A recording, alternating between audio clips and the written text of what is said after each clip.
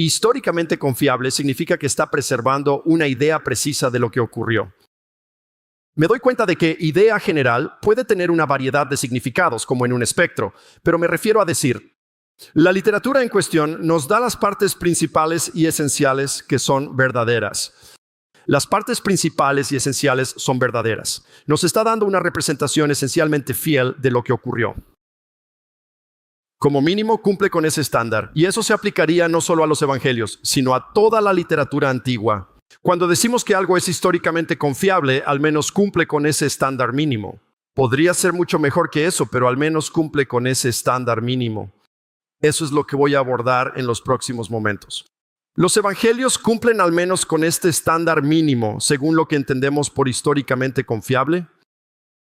Entonces, en este momento, lo que quiero hacer es darte 6 razones para pensar.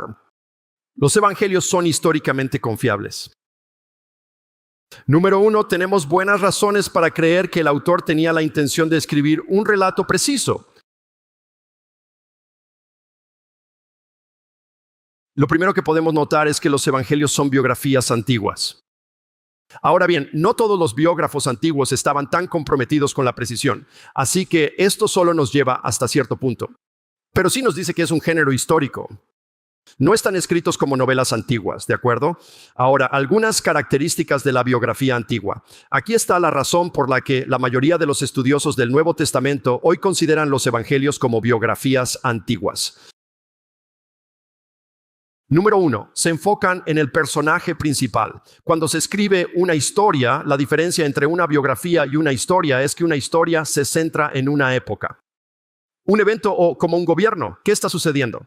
Mientras que una biografía se centra en una persona, sigue siendo literatura histórica, pero una se llama historia y la otra se llama biografía. Número 2. Como mencioné hace un momento, en las biografías antiguas, el biógrafo comienza con la ascendencia de la persona y luego se adentra en su vida pública. En la mayoría de los casos, se omite la infancia. De hecho, en el caso de Jesús, el único acontecimiento que se tiene constancia de su infancia es un suceso aislado que ocurrió cuando tenía 12 años. En el Evangelio de Lucas, se cuenta que sus padres habían salido de la Pascua y se dirigían de regreso a su hogar en Nazaret. Y oye, ¿dónde está Jesús? Y tienen que regresar a Jerusalén y lo ven en el templo a los 12 años. Ese es el único evento que tenemos de la infancia de Jesús. ¿Por qué no hay más? Porque es una biografía antigua. No les interesa la infancia de la persona. Tercero, el carácter del sujeto principal, como mencioné, se ilumina a través de las palabras y acciones en ese retrato. Bien, cuarto, la longitud de la biografía era típicamente de 10,000 a 25,000 palabras. Podías, ya sabes, meter casi como máximo unas 25,000 palabras en un rollo. Quizá podrías meter más, pero normalmente eran de 10,000 a 25,000 palabras. Eso es lo que cabía en un rollo.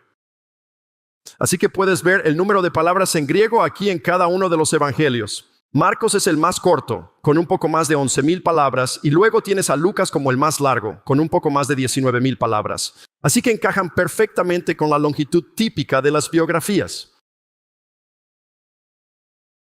No son novelas antiguas. ¿Por qué los estudiosos en general rechazan que los evangelios sean novelas antiguas? Eso no quiere decir que no haya quienes piensen que son novelas.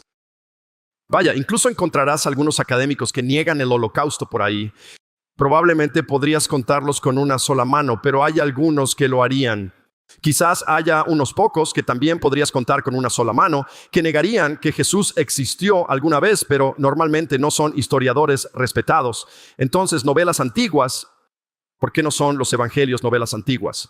Porque las novelas antiguas normalmente involucraban romances en los que dos amantes tenían que superar obstáculos.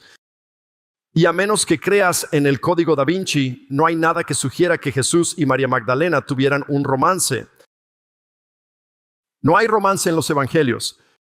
Además, las novelas antiguas normalmente involucraban personajes completamente ficticios que supuestamente habían existido en un pasado lejano. Eso no es lo que tenemos en los evangelios. Y rara vez, pero en ocasiones encontrarás una novela antigua que mencione a un personaje histórico, pero no existe ni una sola novela antigua en la que ese personaje haya vivido dentro de la época relatada, incluso tan reciente como un siglo después de la escritura de esa novela. Sin embargo, en los evangelios tienes personajes históricos como César Augusto, Tiberio César, Herodes el Grande, Herodes Filipo, Herodes Antipas, Herodes Arquelao, Poncio Pilato, Caifás, Jesús, Juan el Bautista. Todos estos son conocidos como personajes históricos y fueron escritos menos de un siglo después de la época en que estas personas existieron. Así que es un género biográfico en el que están escritos los evangelios.